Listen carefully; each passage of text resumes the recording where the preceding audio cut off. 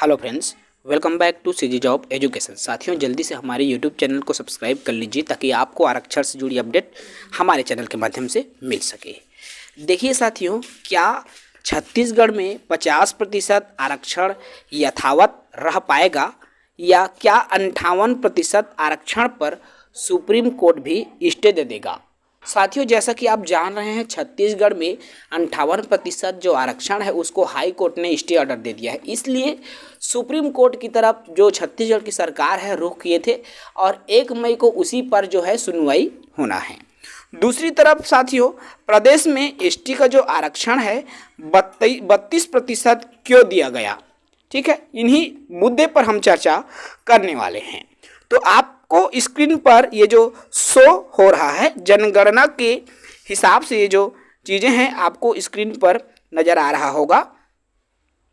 तो जब जनगणना हुआ था 2001, ठीक है, आप देख सकते हैं 2001 के अकॉर्डिंग ग्रुप सी और ग्रुप डी के जितने भी पोस्ट है, ठीक है, उसके हिसाब से छत्तीसगढ़ में स्टेट आप छत्तीसगढ़ देख सकते हैं ग्रुप सी और ग्रुप डी के पोस्ट के हिसाब से जो आरक्षण है, रिजर्वेशन है, उसकी हम बात यहाँ पर कर रहे हैं। आरक्षण के आपका जनगणना के मतलब जनसंख्या के हिसाब से हम कह सकते हैं, ठीक है।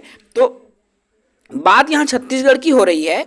तो एससी कैटेगरी को 12% का आरक्षण परसेंटेज के हिसाब से शो हो रहा है, एसटी को 32% और ओबीसी को 6% आरक्षण। टोटल रिजर्वेशन की हम बात करें तो 44 और 6 कुल 50% आरक्षण जो 2001 के हिसाब से था ग्रुप सी और ग्रुप डी के पदों की, ठीक है। लेकिन वर्तमान में जो भूपेश की सरकार है, प्रदेश में जो आरक्षण की हम बात करें तो 76% आरक्षण लाने का जो प्रयास है कर रही है, जिसके लिए उन्होंने आरक्षण संशोधन विधेयक भी जारी किया और जो कि राजभवन में लटका हुआ है, ठीक है।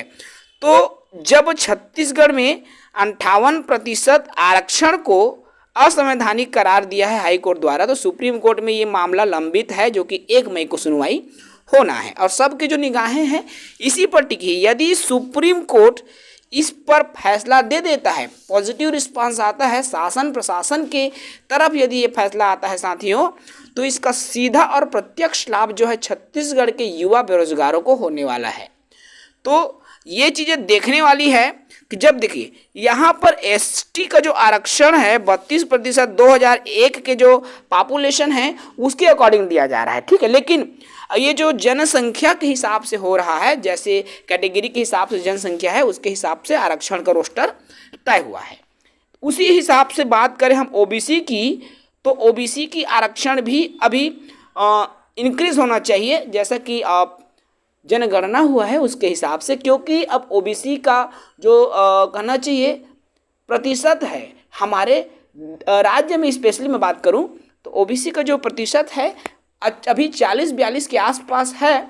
तो उसके हिसाब से यदि 14% जो आरक्षण है उसको अगर इंक्रीज करना चाह रही है गवर्नमेंट 27%, तो वो जनसंख्या के हिसाब से कर रही है, जिस अर्थात ओबीसी कैटेगरी में जितनी पॉपुलेशन है उसके हिसाब से वो करना चाह रही है। हालांकि हाई कोर्ट द्वारा इसको असंवैधानिक करार दिया गया था, जबकि कई राज्यों में या कई राज्यों की ही हम बात नहीं करें, सेंट्रल गवर्नमेंट की जो कुछ आरक्षण रोस्टर्स हैं उसके हिसाब से 50+ एबव है, ठीक है, 50 एबव जो आरक्षण है वो दिया जा रहा है। ऐसी स्थिति में छत्तीसगढ़ में भी ये चीज़ें हो सकती है यदि हाई कोर्ट चाहे। लेकिन यहाँ पर आरक्षण की हम बात कर रहे हैं तो राजनीतिक मुद्दा ये बन कर रह गया, क्योंकि विपक्ष की सरकारें जो हैं अभी वर्तमान में है, जिसके वजह से आरोप प्रत्यारोप का ही जो दौर है चलता आ रहा है और इसके बीच में पिसता नजर आ रहा है युवा बेरोजगार। तो जो भी हो साथियों, हम सिर्फ 1 मई 2023 अर्थात मई को जो इस पर बहस होने वाली है